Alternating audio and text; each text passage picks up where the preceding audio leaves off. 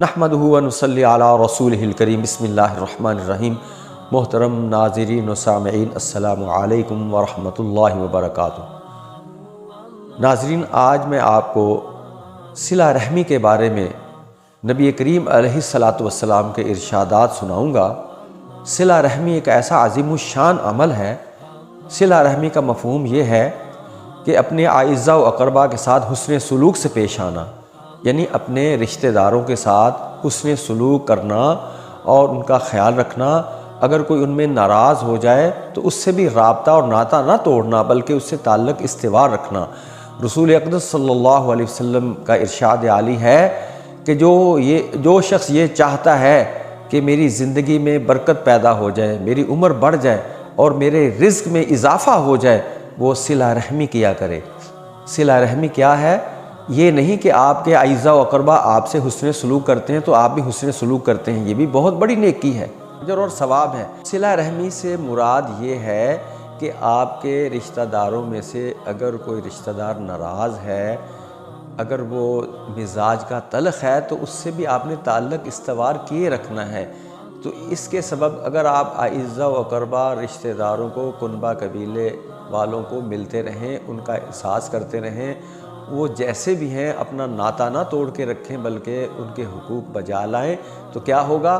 آپ کی عمر میں برکت ہوگی، آپ کی عمر میں برکت ہوگی، عمر بڑھ جائے گی، بیماریوں سے اللہ شفا دیں گے، اور سب سے بڑھ کر یہ ہے کہ آپ کے رزق میں بے حساب برکتیں آ جائیں گی، آپ کا رزق بڑھا دیا جائے گا اور آپ کی دعائیں قبول ہوں گی۔ آپ جانیے کہ ایک حدیث ہے، نبی کریم علیہ الصلوۃ والسلام کا ارشاد عالی ہے، حضرت انس رضی اللہ تعالیٰ عنہ اس کے راوی ہیں، کہ فرمایا کہ نبی کریم علیہ الصلوۃ والسلام نے فرمایا کہ ایک شخص نہیں، انہوں ذرا منقطع کرنا پینا، میں دوبارہ کرتا ہوں، ٹھیک ہے۔ میں آپ کو ایک حدیث سناتا ہوں کہ حضرت انس رضی اللہ تعالیٰ عنہ فرماتے ہیں کہ نبی کریم علیہ الصلوۃ والسلام کے پاس ایک صحابی رسول آئے۔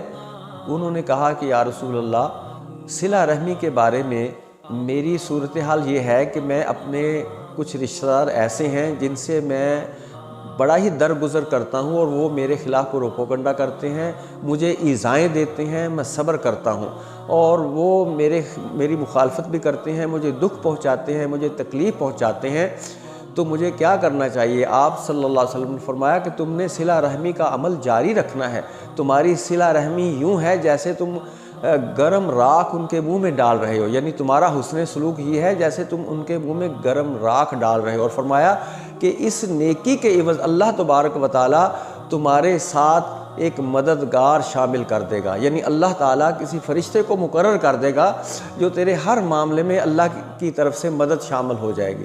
تو رزق کا بڑھانا، آج ہم طرح طرح کے مسائل میں گھرے ہوئے ہیں، کبھی ہم دیکھیں چھوٹی چھوٹی باتوں میں گھروں میں ناراضگیاں ہیں، گھر میں سب رہتے ہوئے بہن بھائی، بہو ساس، ان میں جھگڑے ہیں، اس کے علاوہ قریب کے اعزاء و اقرباء ہوں، دور کے ہوں، ان سے ناطے توڑ کے لوگ بیٹھے ہوئے ہیں۔ اگر آپ کو چاہیے کہ آپ کی عمر بڑھ جائے، آپ کی عمر طویل ہو، برکتیں حاصل ہوں، رزق بے حساب ہو، تو صلہ رحمی کیجئے۔ صلہ رحمی سے مراد یہ نہیں کہ جو آپ کے ساتھ حسن سلوک کرے آپ بھی اس کے ساتھ حسن سلوک، یہ تو کرنا ہی ہے، احسان کا بدلہ احسان، لیکن جو اصل صلہ رحمی یہ ہے کہ جو آپ سے ناطہ توڑے ہوئے اس سے بھی السلام علیکم کہیں، اس سے ملاقات کریں۔ یعنی نبی کریم علیہ الصلوۃ والسلام نے فرمایا کہ 3 دن سے زیادہ کسی مسلمان بھائی سے ناراض نہ رہو، اگر 3 دن سے زیادہ ناراض رہے تو تمہیں گناہ ہوگا، اور بلکہ یہاں تک وعید آئی ہے کہ اگر تم اپنے